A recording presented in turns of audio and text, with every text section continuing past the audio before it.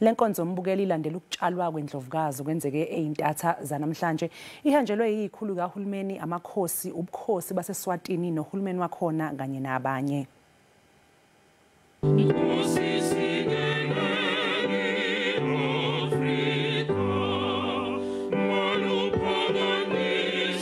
Bekusizi nomunyu enkonzweni yesikhumbuzo seNdlovukazi uMantfombi Dlamini Zulu. Amazinyane avundla esibelethweni sakhe umntwana ubukhosi bemvelo nomntwana uMisuzulu yibona abethule inkulumo bemele wonke amazinyane. Umntwana uMisuzulu ngomlomo kaMntwana untando yenkosi uchaze iNdlovukazi njengomuntu obeyinqaba yakhe. Umntwana ubukhosi bemvelo uthi ayikho into emhlabeni elungiselela umuntu usuku ayongcwaba ngalo umzali wakhe.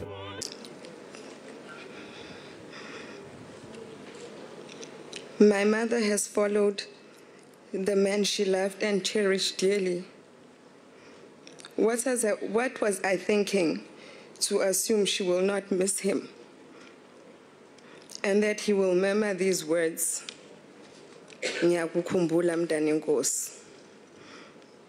They now sit together in spirit, watching all of us. Undunankulu wesizwe sakwaZulu uthi usakhungathekile ngokudlula ngokuzuma kweNdlovukazi ngoba likhulu obelisazozuzwa isizwe kuyo. Anginamahloni kusho ukuthi mina ngembheke phambili ngithi uzawungena akayibamba ukhosi ngoba ubezomangaza abaningi ngokujula komqondo wakhe. Nangezinye nezinga njalo ayinikele ngalo kubantu baku.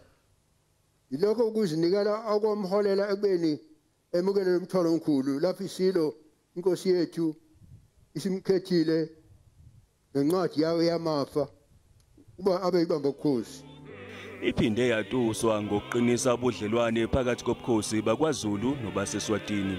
Siyakhala kakhulu ngaye ngoba bese sithi simbekile ukuthi asibhekele phela umbuso kuze kuthathe lowo yothatha.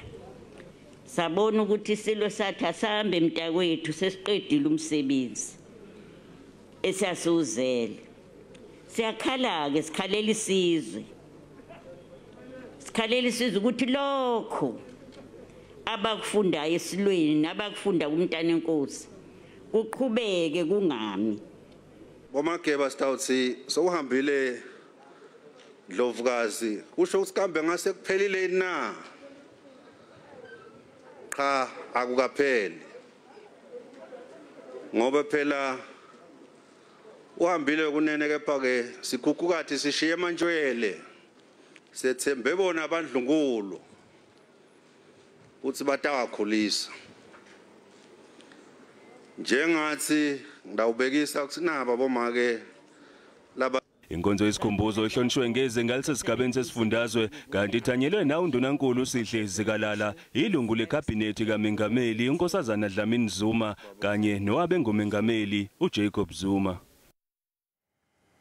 Lenkonzo yathanyelwe ithunywa ikahulumeni wesifundazwe KwaZulu-Natal kanye nakuzwelonke kanti zedlulise amazwe enduduzo emndenini wendlunkulu nasesizweni samaZulu. As the people of Zululand, those who are not here are watching in the big screens so that they take part in today's service and bid their final farewell to really an amazing queen who brought together two nations, the nation of the Kingdom of Swatini and the Zulu nation, and who empowered rural women to do crafts and to rely on their own strength and revived cultural customs such as ubukhosi wesivivane, which nurtured young women to play their role in society.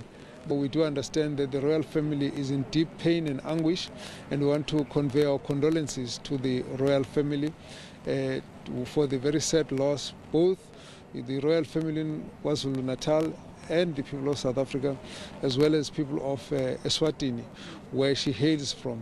And she had helped to maintain a very strong bond and relationship between our peoples, and therefore her departure really has been a source of sadness. This is a difficult time in the Zulu nation, in the people of KwaZulu-Natal, and the people of South Africa.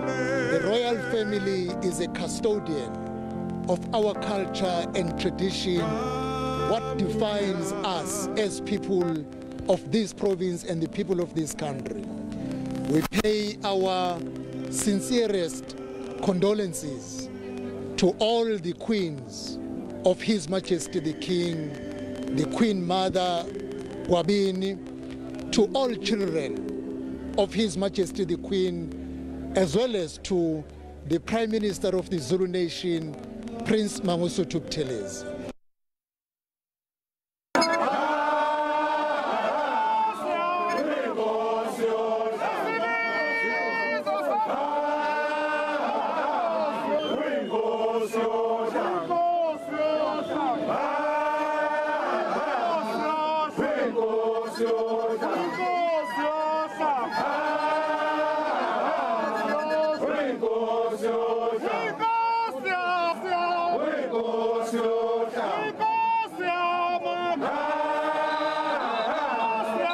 Inkonzo